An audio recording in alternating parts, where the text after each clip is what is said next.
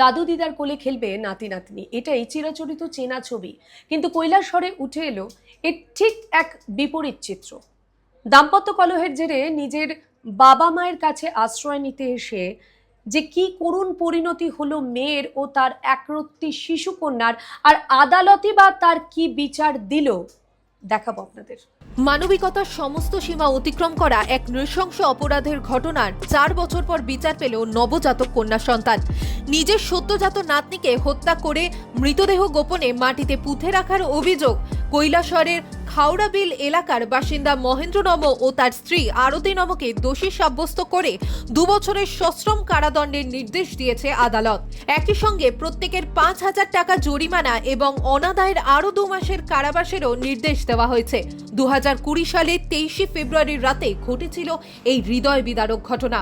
অভিযোগ অনুযায়ী আসামের করিমগঞ্জের বিয়ে হওয়া মহেন্দ্র নমর মেয়ে দাম্পত্য কলহের জেরেই বাবার বাড়িতে ফিরে আসেন। ওই রাতেই তিনি একটি কন্যা সন্তানের জন্ম দেন। অভিযোগ, জন্মের কিছুক্ষণের মধ্যেই নবজাতককে হত্যা এবং প্রমাণ লোপাটের উদ্দেশ্যে বাড়ির পাশে একটি ছড়াওয়ে ফেলে দেওয়া হয়।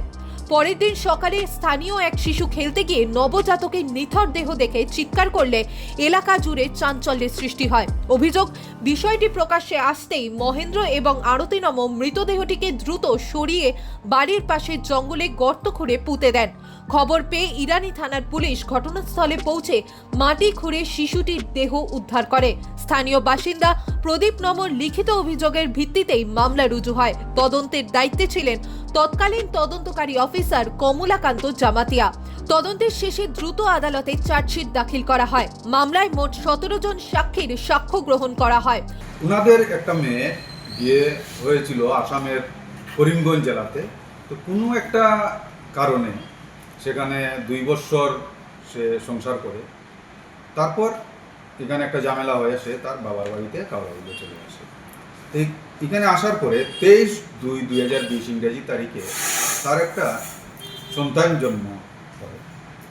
সন্তান জন্ম হওয়ার পরে এটা অভিযোগ হয়েছে মহেন্দ্র নম এবং ওই আরতি নম সন্তানটাকে মেরে ওনাদের পাশের বাড়ির পাশে একটা ছড়া ছিল, ছড়াতে ফেলে দেন। উপস্থিত তথ্য প্রমাণের পর্যালোচনা করে আদালত মহেন্দ্র নম ও আরতি নমকে দোষী সাব্যস্ত করে। তবে একই মামলায় অভিযুক্ত অপর আরও এক ব্যক্তির বিরুদ্ধে পর্যাপ্ত প্রমাণ না পাওয়ায় আদালত তাকে রেহাই দেয়। রায় ঘোষণার পর সরকারি আইনজীবী তথা পাবলিক প্রসিকিউটর সুনির্মল দেব সাংবাদিক বৈঠকে এই মামলার বিভিন্ন দিক তুলে ধরেন। তিনি জানান, দীর্ঘ বিচার প্রক্রিয়ার পর আদালত তথ্য প্রমাণের ভিত্তিতেই এই রায় দিয়েছে। টোটাল 17 জন সাক্ষীর সাক্ষ্যবাক্য এই মামলাতে গ্রহণ করা হয়, মাননীয় আদালত গ্রহণ করেন। সবগুলাই প্রসিকিউশন পক্ষের সাক্ষী ছিল এবং অদ্য এই মাননীয় সেশন জাজ শ্রী পি প্রকাশ কুমার মহাশয় এই মামলার আজকে রায়দান করেন এবং এই মহেন্দ্র নম এবং আরতি নমকে সেকশন 201 অফ আইপিসি মূল্যে 2 বছরের জেল এবং 5,000 টাকা জরিমানা প্রত্যেককে দেন। সেই 5,000 টাকা যদি উনি না দিতে পারেন তাহলে আরও 2 মাসের জেল। 4 বছর আগে ঘটে যাওয়া এই নৃশংস নবজাতকের হত্যার মামলা আদালতের রায়কে সমাজের কাছে এক গুরুত্বপূর্ণ বার্তা হিসেবে দেখেছে আইনজীবী মহল ও সচেতন নাগরিকরা। তাদের মতে, শিশু হত্যার মতো জঘন্য অপরাধের ক্ষেত্রে আইনের কঠোর অবস্থান ভবিষ্যতে এ ধরনের অপরাধ রোধে গুরুত্বপূর্ণ ভূমিকা রাখবে। ত্রিপুরা থেকে দেবাশিস বসুর রিপোর্ট, সিএন ত্রিপুরা।